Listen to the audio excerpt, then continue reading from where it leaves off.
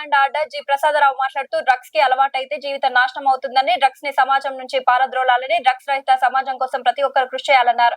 యువత drugs edit కావద్దని, ప్రభుత్వం డ్రగ్స్ నిరోధానికి కృషి చేస్తుందని, ఆరోగ్యవంతమైన సమాజం కోసం పాటుపడాలన్నారు. పిల్లల భవిష్యత్తు తల్లిదండ్రులపైన ఆధారపడి ఉందని, ప్రతి ఒక్కరు విద్యావంతులైనప్పుడే సమాజం సన్మార్గంలో నడుస్తుందన్నారు. ఈ కార్యక్రమానికి Eagle team DCP Lakshmi, Khammam rural SP Tirupathi Reddy, Kusumanchi CI Sanjeev, Nelakondapalli SI P Santosh, వివిధ శాఖల అధికారులు పాల్గొన్నారు.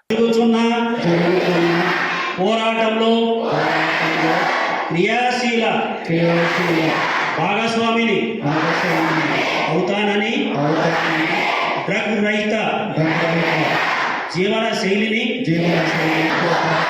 ఏ ఒక్కరు డ్రగ్స్ బారిన పడకుండా ఉండడానికి కృషి చేస్తానని, డ్రగ్స్ సాగుతున్న తెలంగాణ ప్రభుత్వ భాగస్వామిని అవుతానని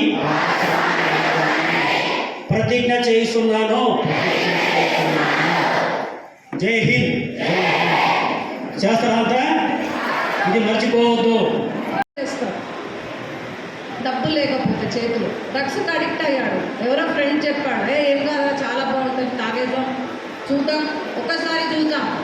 అది రెండోసారి మూడోసారి కంటిన్యూగా దాని మీద వెళ్ళిపోతుంది. సో అప్పుడు ఏం చేస్తాడు, ఇంట్లో తల్లిదండ్రులు ఇవ్వాల్సినంత డబ్బు ఇస్తారు, ఆ తర్వాత డబ్బులు ఉండవు చేతులు.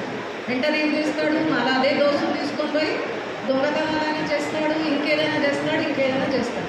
సో పిల్లల్ని రక్షించుకునే ఒక బాధ్యత ప్రతి ఒక్కరిది. మీరు ప్రతి ఇంట్లో, ప్రతి head of the family, school teacher, ఊళ్ళో సర్పంచ్ అందరూ కూడా దీని మీద ఫోకస్ చేయాలి. మీకు ఏదైనా అనుమానం ఉంటే కనుక 1908కి కాల్ చేయాలి. ఎవరైనా డ్రగ్స్ అమ్ముతున్నారు, లేకపోతే పండిస్తున్నారు, గంజాయి పండిస్తున్నారు అని మీకు అనిపిస్తే కనుక మన పోలీస్కి ఇన్ఫర్మేషన్ ఇవ్వాలి. అప్పుడు పోలీస్ చర్య తీసుకుంటారు. సో అంతకన్నా ముందు మీరు పిల్లల్ని రక్షించాలనుకుంటే ప్రతి గ్రౌండ్లో కూడా దానిని ఏదో ఒక రకంగా మనము డ్రగ్ లేకుండా సొసైటీని నిర్మించుకోవాలి.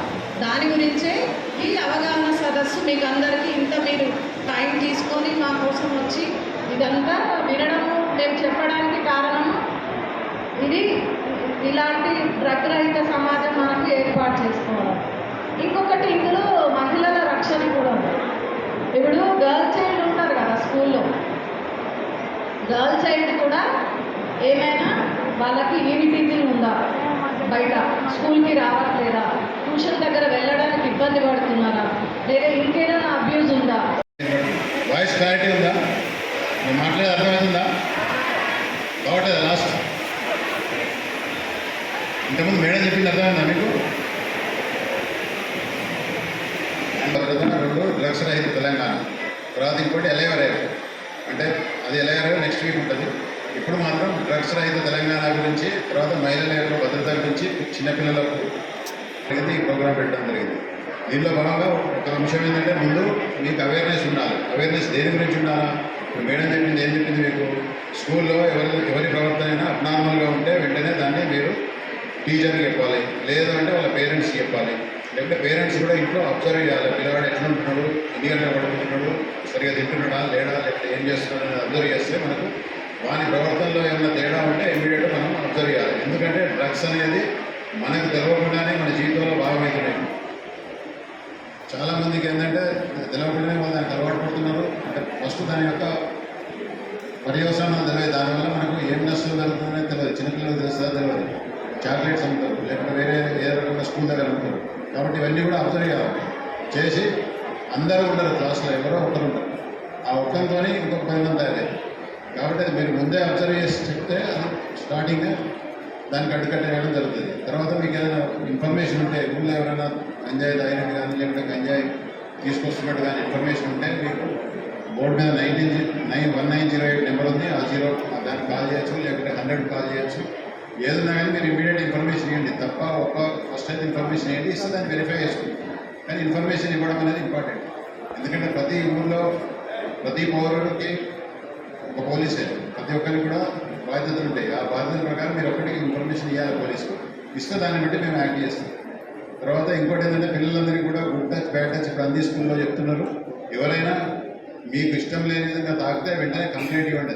అది తల్లిదండ్రులకు ఇస్తారా, టీచర్కి ఇస్తారా, లేకపోతే ఫ్రెండ్స్కి చెప్పి ఫ్రెండ్స్ ద్వారా మీరు తెలియజేస్తారా అనేది అది కంపల్సరీ ఎక్కడ కూడా ఊరుకోవద్దు. అది స్టార్టింగ్లో మీరు దాన్ని అడ్డుకట్టేస్తే తర్వాత ఫ్యూచర్లో అది పెద్ద ప్రమాదంగా జరగకుండా ఉంటుంది. ఇప్పుడు ఈ మొత్తం సారాంశం కూడా ఒకటే, ఏంటంటే ఎవరు కూడా డ్రగ్స్కి అలవాటు పడవద్దు. ఒకవేళ అలవాటు పడే అవకాశం ఏదైనా ఉంటే అటువంటి ఏమైనా మీ చుట్టుపక్కల ఉంటే దాని ఇన్ఫర్మేషన్ మాకు కానీ టీజీ న్యాప్ కానీ ఎవరికి కానీ ఇవ్వాలి.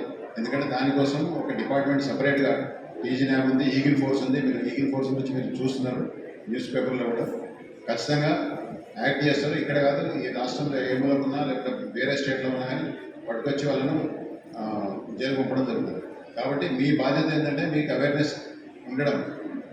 మీరు మీ యొక్క కళ్ళు తెచ్చి పక్కకు చూడడం. ఊళ్ళో ఏం జరుగుతుంది, మీ స్కూల్లో పక్కకి ఏం జరుగుతుంది, మీ నైబర్హుడ్లో ఏం జరుగుతుంది, మీ గ్రామంలో ఏం జరుగుతుంది, మీ టౌన్లో ఏం జరుగుతుంది అనేది మీరు కళ్ళు తెచ్చి చూస్తే మీకు ఖచ్చితంగా దానికి అడ్డుకట్ట వేయడం పెద్ద సమస్య కాదు. అది చాలా ఈజీ. అది కావాల్సింది ఏంటంటే మనందరికీ అవేర్నెస్. నాకెందుకులే అని అనుకుంటా ప్రతి ఒక్కరు కూడా బాధ్యతతో ఉండి ఇది ఒకటేనండి. ఇప్పుడు మేము ఇక్కడ 500-600 మంది వచ్చారు, పిల్లలు కొంతమంది వచ్చారు, పెద్దవాళ్ళు కొంతమంది వచ్చారు. మళ్ళీ ఇంకో 10 మందికి అవేర్నెస్ క్రియేట్ చేయాలి. ఎందుకంటే ఇవాళ 4 విలేజ్లో పెట్టడం జరుగుతుంది కార్యక్రమం, మండలం మొత్తం పెట్టట్లేదు. దాన్ని మీరు అందరికీ కూడా మిగతా వాళ్ళందరికీ కూడా మీరు తెలియజెప్పాలి, మిగతా పిల్లలకు చెప్పాలి ఏం జరుగుతుందని. ఏదైనా ఉంటే ఇమీడియట్ చెప్పండి, లేకపోతే మీ పేరు కూడా సీక్రెట్గా ఉంది. బ్రేక్ఫాస్ట్ పెడుతున్నారు, యంగ్ ఇండియా స్కూల్స్ వస్తున్నాయి. కాబట్టి చదువుకోవాలి. చదువుకుంటే చూడు ఎంతమంది ఇవాళ నిన్న సివిల్ సర్వీస్లో రిజల్ట్ వస్తే రిక్షా తోలే తల్లిదండ్రుల యొక్క కొడుకులు ఐఏఎస్ సెలెక్ట్ అయ్యారు.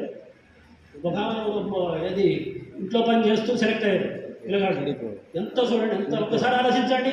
ఒక్కసారి ఐఏఎస్ కానీ, ఐపీఎస్ కానీ, పోలీస్ డిపార్ట్మెంట్ ఎస్ఐ కానీ, కానిస్టేబుల్ కానీ, డిఎస్పీ కానీ సెలెక్ట్ అయ్యేది ఒక్కసారి ఎట్లుంటుంది మీరు ఒక్కసారి ఆలోచించాలి. ఇంకోవాలి లైఫ్ అంటేనే it's a struggle. Life is struggle అంతే. పోరాడి సాధించాలి తప్ప ఓడిపోయి ఆత్మహత్య చేసుకుంటాము ఇవన్నీ లేవు. ఇవన్నీ వేస్ట్. జీవితాన్ని మలుసుకోండి, మంచిగా చేయండి. తర్వాత నేను ఒకటి ప్రతిజ్ఞ చేపిస్తున్నాను. అందరూ ప్లీజ్ స్టాండ్ అప్.